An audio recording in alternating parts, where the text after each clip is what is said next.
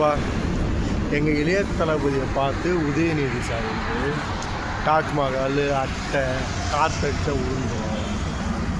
காற்றடிச்சா உங்கள் பேனர் தான் கீழே விழுவும். எங்கள் இளைய தளபதியை பார்த்து சொல்கிறதுக்கெலாம் நீங்கள்லாம் ஒர்த்து கிடையாது சார். ஒரே வருஷத்தில் வருவீங்க, இளைஞரணி ஆகுவீங்க, அடுத்தது அமைச்சராகுவீங்க, அடுத்தது முதலமைச்சராகுவீங்க. எங்கள் தளபதி உழைச்சி வந்துடுவாங்க. உங்களுக்குன்னு ஒரு அங்கீகாரம் தாத்தா அப்பா தூண். எங்கள் தளபதிக்கு அவர் கஷ்டப்பட்டு வந்தார்.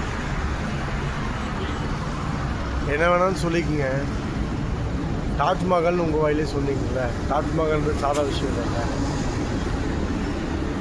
தாஜ்மஹாலுக்கு முன்னாடி நீங்களாம் ஒன்றும் கிடையாது சார். என்னமோ சொல்கிறீங்க, என்னது எவ்வளோ இதை பார்த்துருப்பாங்க, எவ்வளோ இது பண்ணியிருப்பாங்க. எவ்வளோ வேணாலும் பார்த்துருங்க, எவ்வளோ வேணாலும் பண்ணிடுங்க. எங்கள் விஜய் சாரை பார்த்தா உங்களுக்கு பயம் தானே? தளபதி சொல்கிற மாதிரி அந்த பயம் இருக்கணும். உங்களுக்கு பயம் இருக்கும் சார். எலெக்ஷன் நெருங்க இவங்க ஜெயிச்சுருவாரோன்ற பயம் இருக்குங்க. அது ஃபுல்லாக ஒரு ஓட்டாக மாறும். நீங்கள் என்ன வேணாலும் பண்ணுங்கள். 26 எங்கள் இளைய தளபதி தான் ஒன்றுமே பண்ண முடியாது.